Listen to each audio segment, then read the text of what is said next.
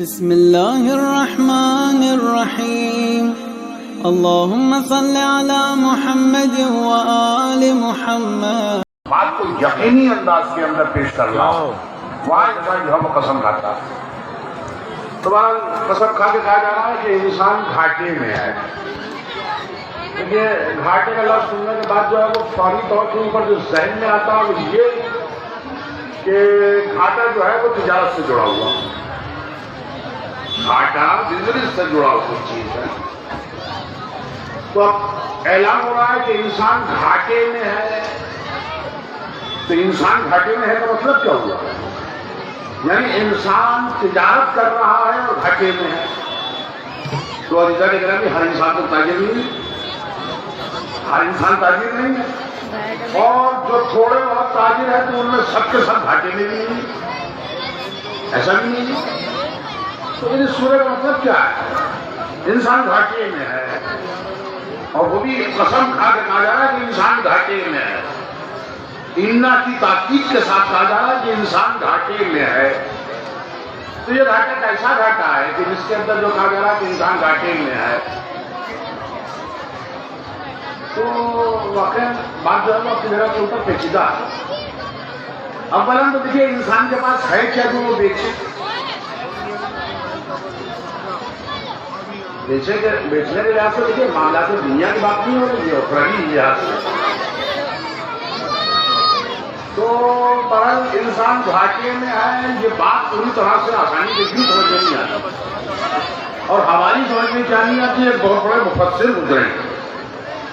ان کا کہنا یہ ہے کہ اس سورے نے مانا میری سمجھ میں ہی نہیں آئے تھے جب تک کہ میں نے ہمادان کے بازار میں ایک بوڑھے کو برف بیچتے ہوئے نہیں دیکھا. وہ کہتے کہ بوڑھا برف بیچ رہا تھا اور وہ یہ کہہ کے بیچ رہا تھا کہ لوگوں اس تاجر پہ ترس کھاؤ جس کا سرمایہ پگھلا جا رہا ہے. لوگوں اس تاجر پہ ترس کھاؤ جس کا سرمایہ پگھلا جا رہا ہو. عزیزان گرامی دیکھیے برف کا پھر بھی اندازہ رہتا کہ کتنی دیر میں پگھلے گا. لیکن انسان کی زندگی کب خاتمے سے دو چار ہو جائے گی اس کا کوئی اندازہ کوئی عطا پتہ نہیں ہے. تو وہ کہتے ہیں کہ اس سورہ کے معنی جو ہے وہ مجھے اب تک سمجھ میں آئے کہ یہ چند روزہ زندگی جو ہے وہ یہی انسان کا سرمایہ ہے.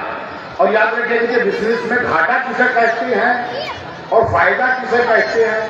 یاد رکھیے کہ جو دیکھیے جس سرمایے کے ساتھ بزنس شروع ہوتی ہے معاملات بزنس کے بعد اس سرمایے میں اضافہ ہو جائے تو یہ فائدہ کہلاتا ہے اور اس سرمایے میں کمی واقع ہو جائے یہ نقصان کہلاتا ہے, گھاٹا کہلاتا ہے. تو یہ انسان جو چند روزہ زندگی لے کے آیا ہے عزیزان گرامی بھائی یہی اس کا کوئی سرمایہ ہے. یہ اپنے اس زندگی کے سرمایے کو اس دنیا کے اندر ایسے کام لے آئے, ایسے کام میں لے آئے کہ اس کے اس سرمایے سے بہتر زندگی مل جائے تو یہ فائدہ ہے اور اس سے بدتر زندگی ملے تو یہی انسان کے لیے گھاٹا ہے. صلوات پڑھیے محمد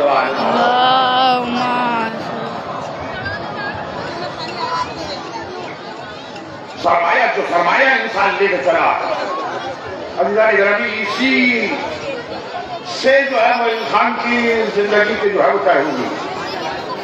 یہی سرمایہ کل سرمایہ لے کے انسان جو ہے دنیا کے اندر معاملات کو انجام دے رہا ہے. یعنی قرآن مجید کے الفاظ میں بیچ رہا.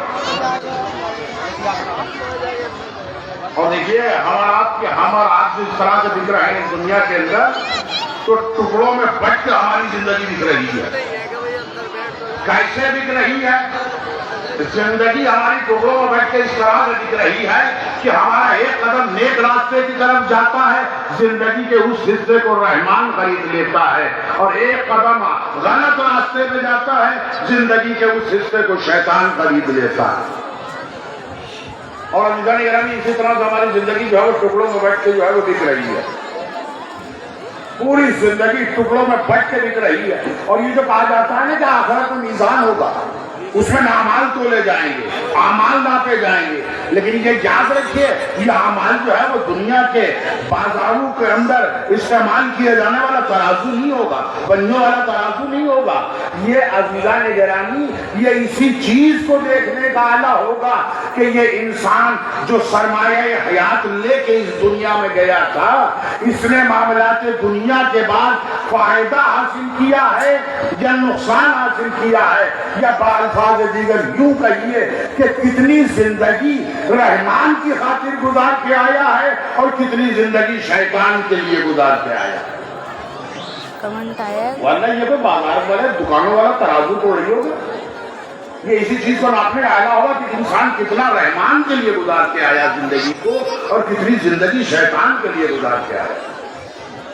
تو عزیزان گرامی یہ سرمایہ حیات جو ہے وہ کم ہو رہا ہے. ہر لمحہ سرمایہ حیات انسان کا کم ہو رہا ہے. یہ ایک لمحہ گزرتا ہے زندگی کا، وہ لمحہ جو ہے وہ ہماری زندگی سے کم ہو جاتا ہے. ایک دن گزرتا ہے ہماری زندگی کا، وہ ایک دن جو ہے وہ کم ہو جاتا ہے. ایک سال گزرتا ہے اور زندگی کا ایک سال جو ہے وہ کم ہو جاتا ہے. اب دیکھیے یہ دنیا ہے کہ ایک سال گزرنے کے بعد جو ہے وہ خوشی مناتی ہے، برتھ ڈے منائی جاتی ہے. لیکن اگر واقعاً اگر دقت کی نظر سے دیکھ لیجئے تو اس میں خوشی کا مقام نہیں ہے. جو انسان زندگی لے کے آیا ہے اس میں سے ایک سال کم ہو گیا. بتائیے اس کے اوپر خوشی منائیں یا غم منائیں؟ بس زندگی کا ایک سال کم ہو گیا. اور اب تو ماشاءاللہ جو ہے ہماری قوم جو ہے وہ ائمہ کی برتھ ڈے بھی منانے لگتی ہے، کیک کاٹے جاتے ہیں.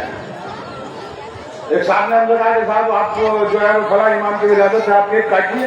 ہم نے کہا دیکھیے کیک تو وہ کاٹتا ہے جس کی ولادت ہوتی ہے، آپ ہم سے کیوں کیک کٹوا رہے ہیں؟ ولادت جس کی ولادت ہے اس سے کیک کٹوائیے، قاعدہ تو یہی ہے. لیکن میں کوئی فتویٰ نہیں دے رہا ہوں، کبھی آپ یہ سمجھ لیجیے کہ میں اس چیز کو حرام قرار دے رہا ہوں، حرام نہیں کہہ رہا ہوں. لیکن اصول یہی ہے، قاعدہ یہی ہے، جس کی برتھ ڈے ہوتی ہے وہ کیک کاٹتا. تو کہنے کہ پھر انہیں کہاں سے لے کے آئے؟ ہم نے کہا کہ آپ سے پھر کس نے کہا کہ آپ ان کے برتھ ڈے کارڈ بنائیے اور اس کے اندر کیک کاٹیے؟ صلوات پڑھیے محمد وعلى محمد. تو بہرحال زندگی کا ہر لمحہ جو ہے وہ عزیزان گرامی گزر رہا ہے اور اس طرح سے گزر رہا ہے کہ اس سرمایہ کے اندر کمی واقع ہو رہی ہے. جسے قدرت نے کہا کہ انسان گھاٹے میں ہے، کیونکہ سرمایہ حیات کم ہو رہا. اور پھر اس کے بعد ارشاد ہوگا الا الذین آمنوا، مگر وہ لوگ کہ جو ایمان لے کے آئے. یعنی گھاٹے سے اگر بچنا تو ایمان لے کے آنا پڑے گا. ایمان لائیں گے تو گھاٹے سے بچیں گے. تو پہلی شرط، پہلا نسخہ، پہلی تدبیر گھاٹے سے بچنے کے لیے یہ بتائی جا رہی ہے کہ ایمان